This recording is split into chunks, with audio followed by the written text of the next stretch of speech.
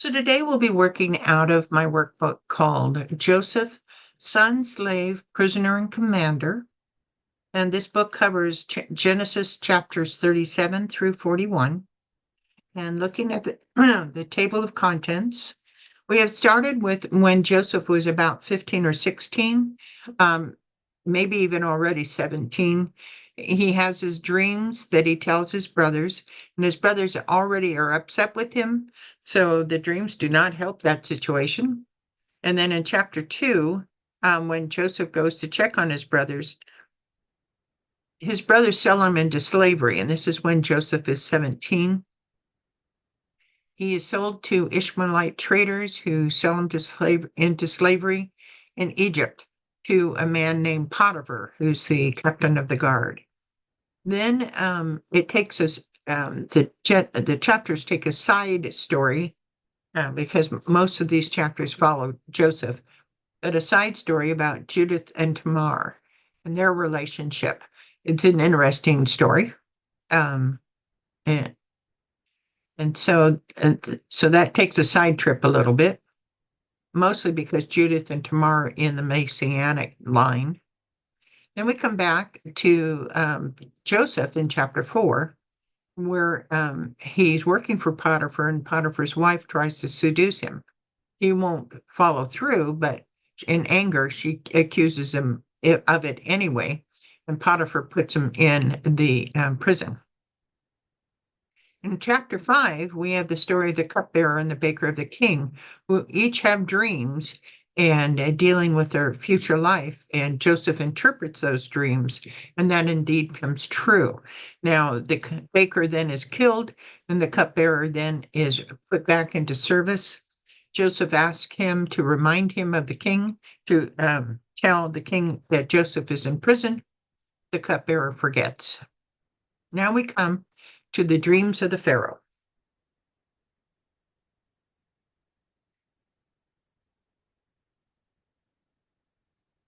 Hmm. Chapter 6, The Dreams of the Pharaoh, Genesis 41, 1 through 40. When the, so Genesis 41, 1. When 2 full years had passed, Pharaoh had a dream. He was standing by the Nile when out of the river they came up 7 cows, sleek and fat, and they grazed among the reeds. After them, 7 other cows, ugly and gaunt, came up out of the Nile and stood beside those on the riverbank. And the cows that were ugly and gaunt ate up the 7 sleek, fat cows. Then Pharaoh woke up. How long since the cupbearer was released from prison? 2 full years. In his dream, where was Pharaoh standing? By the Nile. What first came out of the Nile River? 7 cows, sleek and fat. What next came out of the river? 7 cows, ugly and gaunt. Were the sleek and fat cows still there when the ugly and gaunt cows showed up? Yes. What did the ugly and gaunt cows do to the sleek fat cows? They ate them up. What be your interpretation of this dream? Does the fact that the animal is a cow make a difference? The number of cows, the type of cows? Well, cows are provide food, so it does seem to me like we have a time when you have great cows and a time with lean cows, and since the lean cows eat up the great cows, that means something. What happened after the Pharaoh had the dream? He woke up.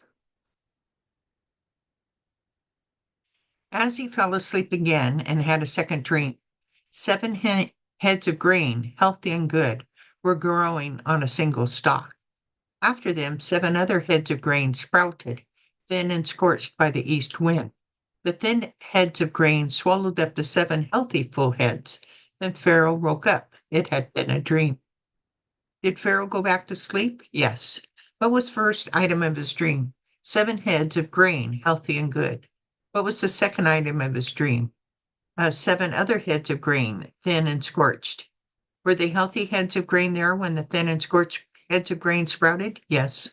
What did the thin heads of grain do to the healthy heads of grain? Swallowed them up.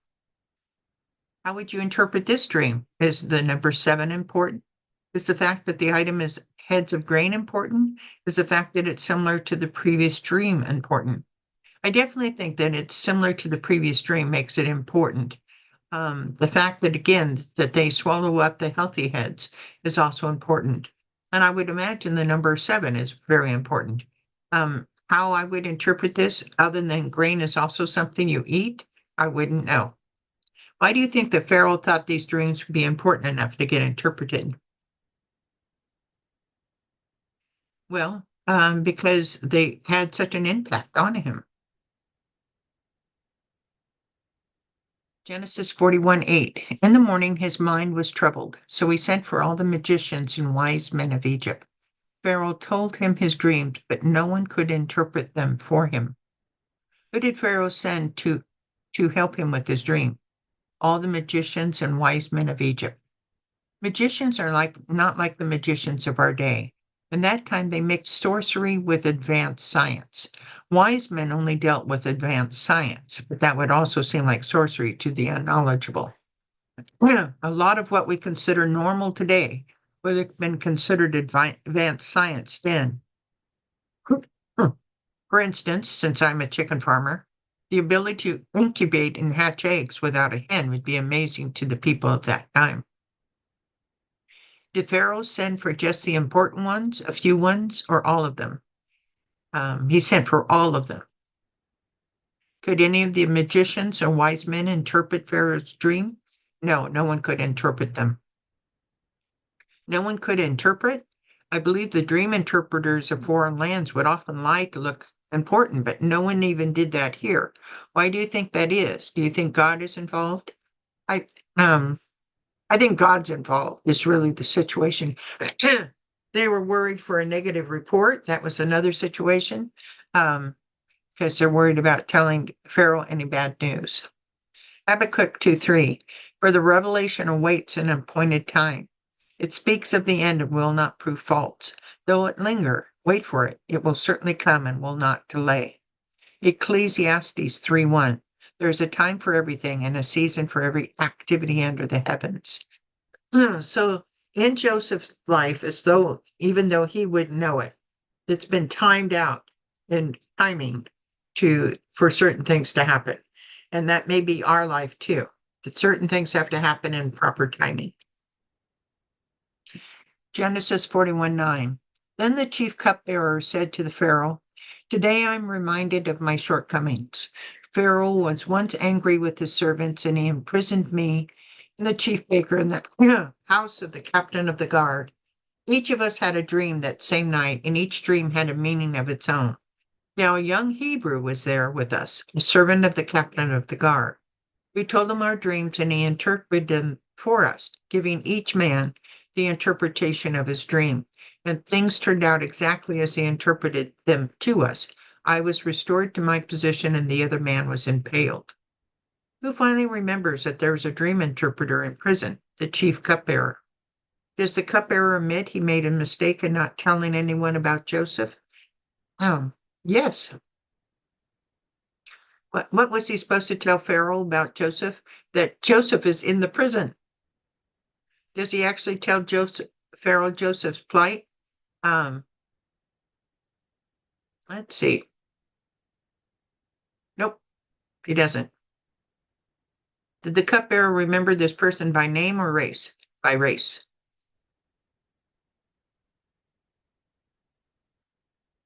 Scriptures continue. Genesis 41:14. So Pharaoh sent for Joseph, and he was quickly brought from the dungeon. When he had shaved and changed his clothes, he came before Pharaoh. Did Pharaoh send for Joseph? Yes, indeed he did. Based on the timeline chart on page 4, how old is Joseph at this time? Okay, I'm going to whip through my page 3.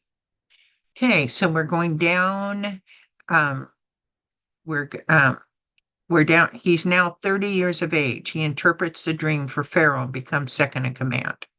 Okay, so he's 30 years of age. He came at 17 and he's now 30. So 13 years later.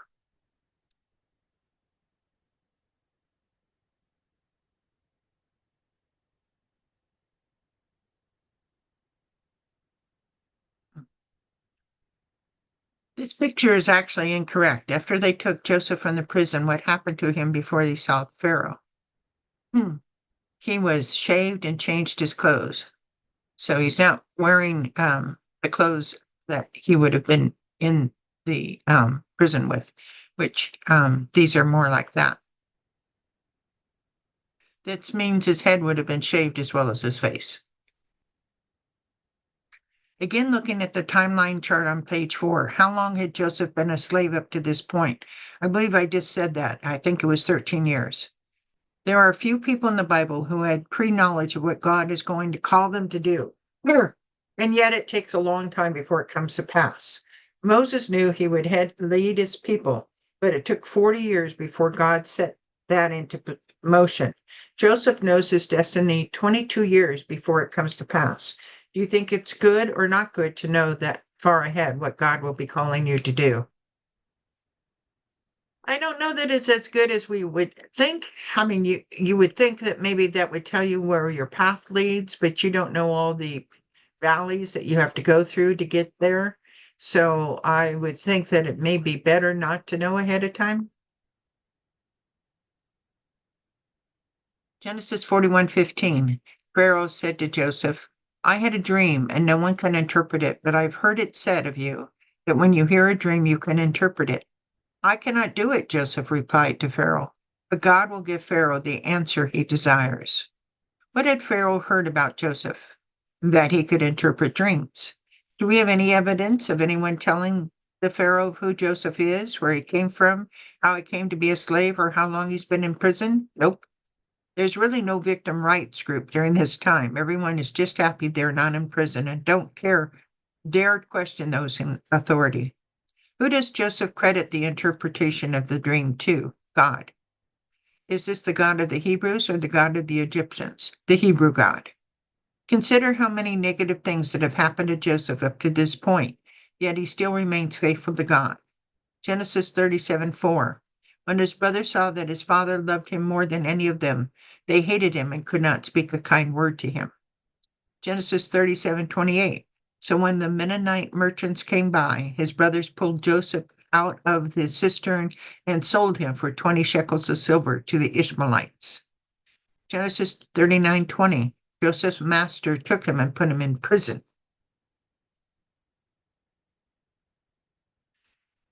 The scriptures continue. Genesis 41:17.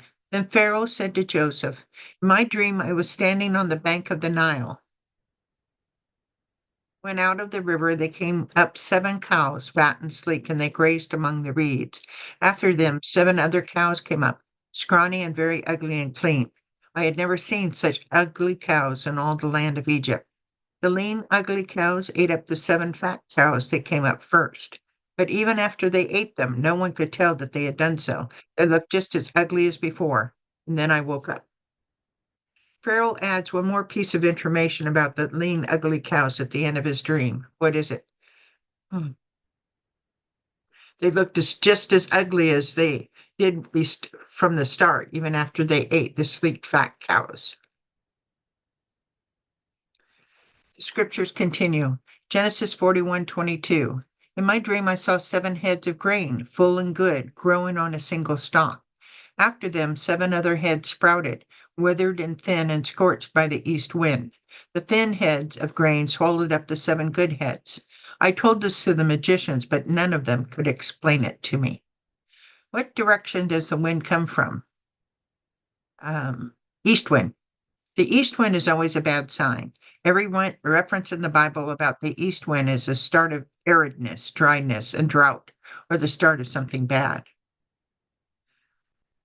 And we have 2 examples of that. Hosea 13:15. Though he flourishes among the reeds, an east wind will come. The wind of the Lord coming up from the wilderness, and his fountain will become dry, and his spring will be dried up. It will plunder his treasury of every precious article. Job 27:21. The east wind carries him away, and he's gone, for it whirls him away from his place. The scriptures continue. 41:25. Then Joseph said to Pharaoh, the dreams of the Pharaoh are one and the same. God has revealed to Pharaoh what he is about to do. The 7 good cows are 7 years, and the 7 good heads of grain are 7 years. It is one and the same dream. The 7 lean, ugly cows that came up afterward are 7 years. So are the 7 worthless heads of grain scorched by the east wind. They are 7 years of famine. Are both dreams dealing with the same prophecy? Yes. What is God doing when he gives these dreams to Pharaoh? He's giving them foreknowledge so he can prepare. But 2 items represent 7 good years: the good fat cows and the great grain. What do the 7 lean and hungry cows and the even worthless heads of grain represent? 7 years of famine. It doesn't say here, but what do you think the lean cows eating the good cows and the lean heads of grain swallowing up the good heads of grain mean? Is it significant? I think what it means is in the years of famine, they will eat up all the wealth of the years of plenty. Scriptures continue. Genesis 41:28. It's just as I said to Pharaoh. God has shown Pharaoh what he's about to do. 7 years of great abundance are coming through the land of Egypt, but 7 years of famine will follow them.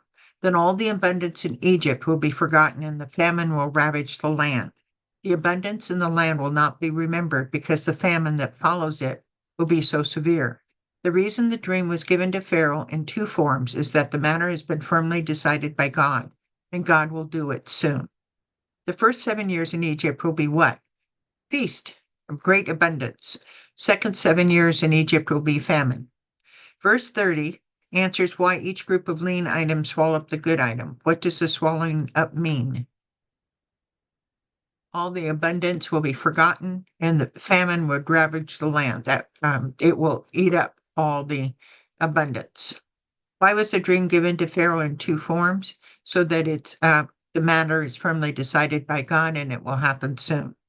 During Joseph's life, all the dreams come in pairs. His 2 dreams when he's 17, the dreams of the cupbearer and the baker, and now Pharaoh's dreams. It's just an interesting note. Scriptures continue. Genesis 41:33. And now let Pharaoh look for a discerning and wise man and put him in charge of the land of Egypt.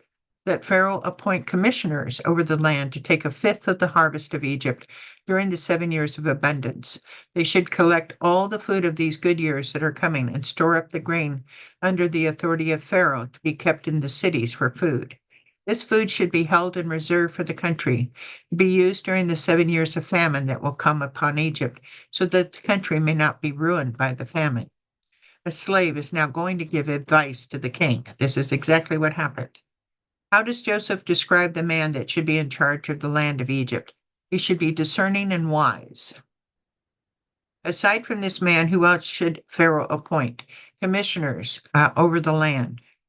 And they're supposed to take 1/5 of the harvest of Egypt each year. 1/5 would be 20% of the harvest. What would happen to this 1/5 of the harvest? It will be put away for the years of famine. 1/5 is 20%. So in 7 years, you would have 120% of 1 year's harvest. How would this be enough for the people of the land? Because they would ration it out. Genesis 41:37. The plan seemed good to Pharaoh and to his officials. So Pharaoh asked them, can we find anyone like this man, one as whom the Spirit of God? Then Pharaoh said to Joseph, since God has made all this known to you, there is no one so discerning and wise as you. You shall be in charge of my palace, and all my people are to submit to your orders. Only with respect to the throne will I be greater than you. Did the plan seem good to Pharaoh? Yes, it seems good to Pharaoh. There are 3 characteristics that Pharaoh notices in Joseph. What are they? He has the Spirit of God. No one can be as discerning and wise as him. What does Pharaoh decide regarding Joseph? That he shall be in charge of the palace and everything about trying to save the food. Consider how God has trained Joseph for this moment. When he was at home, Jacob was training him to be a manager. Make sure I have the right word there. I believe it was manager.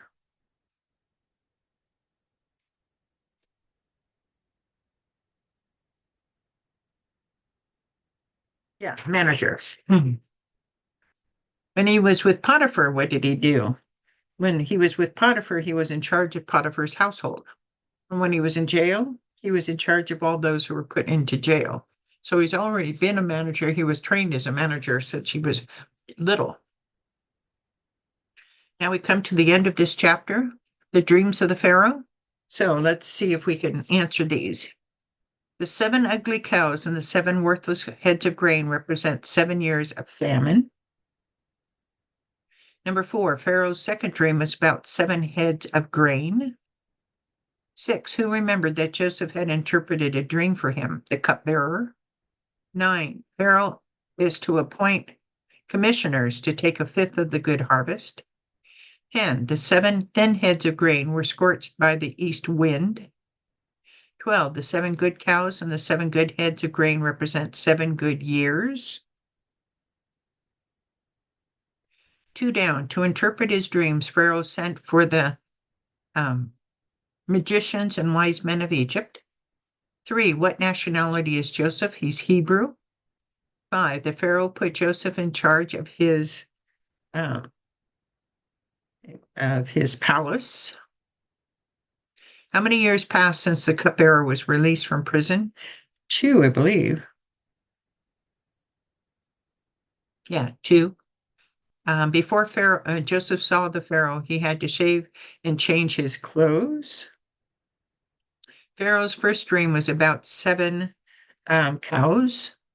These cows stood on the riverbank of what river? The Nile.